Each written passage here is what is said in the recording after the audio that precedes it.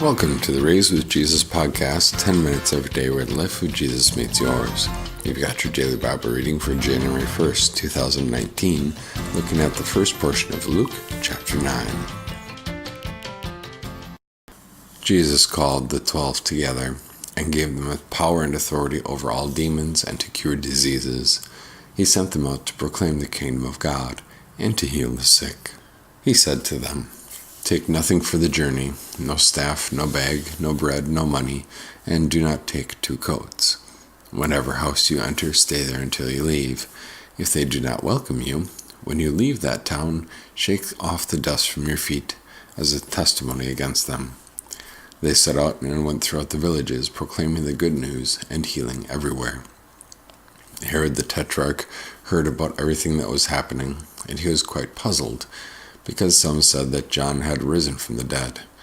Others said that Elijah had appeared, and still others that one of the ancient prophets had risen. But Herod said, "I beheaded John, but who is this about whom I hear such great things?" So he wanted to see him. The apostles returned and told Jesus what they had done. He took them and withdrew privately to a town called Bethsaida. But when the crowds found out, they followed him. He welcomed them and spoke to them about the kingdom of God. He also healed those who needed healing. As the day began to draw to a close, the 12 came to him and said, "Dismiss the crowd, so that they can go to the surrounding villages and farms to find lodging and food, because we are in a deserted place here." But he said to them, "You give them something to eat." "We have no more than 5 loaves and 2 fish, they replied, "unless we go and buy food for all these people." There are about 5,000 men. He said to his disciples, "Have them sit down in groups of about 50 each." They did so and got them all to sit down. Then Jesus took the 5 loaves and the 2 fish, and looking up to heaven, he blessed and broke them. Then he kept giving them to the disciples to set before the crowd. They all ate and were satisfied, and they picked up 12 basketfuls of the broken pieces that were left over. One time when Jesus was praying alone and the disciples were with him, he asked them, "Who do the crowd say that I am?" They answered, "John the Baptist, but others say Elijah, and others say one of the ancient prophets can't come back to life." He said to them, "But who do you say I am?" And Peter answered, "The Christ of God." He gave them a strict command not to tell this to anyone. He said, "The Son of Man must suffer many things and be rejected by the elders, chief priests, and experts in the law. He must be killed and must be raised on the 3rd day."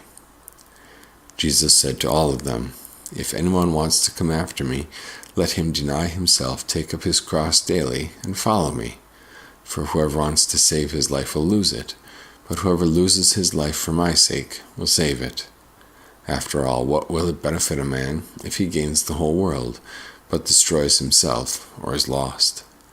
In fact, whoever is ashamed of me and my words, the Son of Man will be ashamed of him when he comes in his glory, and the glory of the Father and the holy angels. I am telling you the truth. There are some standing here who will certainly not taste death until they see the kingdom of God." This is the word of our God.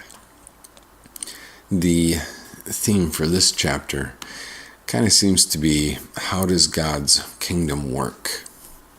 Not how does it grow, but what can we expect when we see it and when we look for it, and what can we expect to see?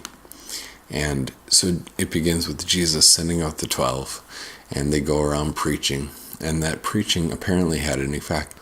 They return to Jesus, and the people want to come and hear more.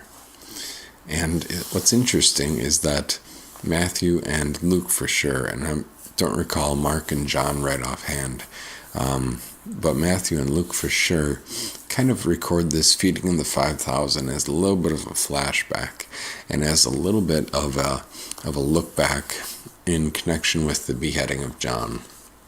Matthew gives us a little bit more detail there in Matthew 14, I believe. And here, Luke just kind of sets the scene and assumes that the reader has at least heard some of these details and has at least heard about some of these people. And So there's this little bit of a flashback. Herod said, "I beheaded John, and who is this?" And Herod wanted to see Jesus. But the question, how does God's kingdom work? And when we see it, what should we expect? Because, as you recall, God's kingdom is invisible. It's the ruling activity of Jesus in the hearts of his believers. So what should we expect when God's kingdom is present? Should we expect all sorts of tremendous crowds and glory, like at the feeding of the 5,000? It's right after the feeding of the 5,000 that Luke recounts for us Jesus asking his disciples, "Who do the crowd say I am?" Jesus has heard some of the whispering, and maybe he's actually, being straightforward and honest and saying, "Well, I'm not sure all the things that I've heard." But he's really asking his disciples to get them to consider what they have heard, the whispering they have heard in different areas, and what they've heard as feedback from people, perhaps from their preaching tour, and from the feeding of the 5,000. Because the feeding of the 5,000, Jesus has the disciples tell people to sit down in groups, and then the disciples are the ones passing out food, bringing a basket of food over to each of these groups, and then going back and getting more, and gathering up the empty baskets, and bringing them back and filling them up. And then at the end, the disciples were the ones also who picked up all the broken pieces. And so when Matthew records that at the end there were 12 basketfuls of broken pieces left over, the obvious point that he's making there is that each of these disciples who had been wondering what the best solution was, who had been saying, "Send them away," and, "Well, Jesus, we've got one boy's little Lunchable," but how far could that go among these 10 to 15 to maybe even 20,000 people, this incredibly huge crowd that has come to see him? And this miracle of feeding the 5,000, it's recorded in all four Gospels. In John chapter 6, I think it's John 5 and 6. I'd have to look at that quickly. But in the book of John, the feeding of the 5,000 is followed up, obviously that night, by Jesus walking on water.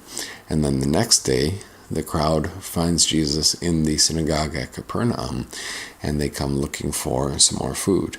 And Jesus has his bread of life discourse there in John chapter 6. And so the question, how does the kingdom of God work, and what will it look like when we see it in action? Pretty consistently throughout this chapter, and we'll see another look at that in the second half of the chapter that we'll look at tomorrow. But what does it look like when this kingdom is in action? God sends out his preachers, and Jesus can even say, "Take nothing for the journey, no staff, no bag, no bread, no money. Do not take 2 coats. Take nothing." And he would provide for his disciples through the people who had heard the message that they preached. What does a kingdom look like when the ruling activity of Christ is present? Well, there's opposition from others. In one case, John was beheaded by King Herod. But at the same time, the preaching will result in people coming to hear, in people hearing and rejoicing, and sometimes not always coming for the right reasons, as we see in the account of the feeding of the 5,000, that they seek Jesus out the next day, and they're not coming because the teaching was so splendid. They came because they ate the loaves and had their fill. And when Jesus asks his disciples, Peter speaks up for them. Who do you say I am? The Christ of God. And what does this ruling activity look like? The Son of Man must suffer many things and be rejected by the elders, chief priests, and experts in the law, must be killed and raised again on the 3rd day. But what does this kingdom look like? Verses 25 and 26 really sum it up, that no matter the opposition, no matter the success or the lack of success, Even if you gain the whole world, remember that this kingdom, this ruling activity of Christ, is a spiritual kingdom. And that even if we gain the whole world, if we lose out on the truth that Jesus is the Christ, we lose out on eternity. But thanks be to God. Thanks be to God that the ruling activity of Christ means our salvation. And it means that this Jesus will continue to provide at his best time and in the best way. And this Jesus will continue to watch out for you and for me. And he says, dear Christian, dear friend, do not worry, because everything that he has said is true. You can find us Sunday morning at 2250 South Holland, Sylvania Road in Maumee. You could also find us with our website at www.raisewithjesus.com.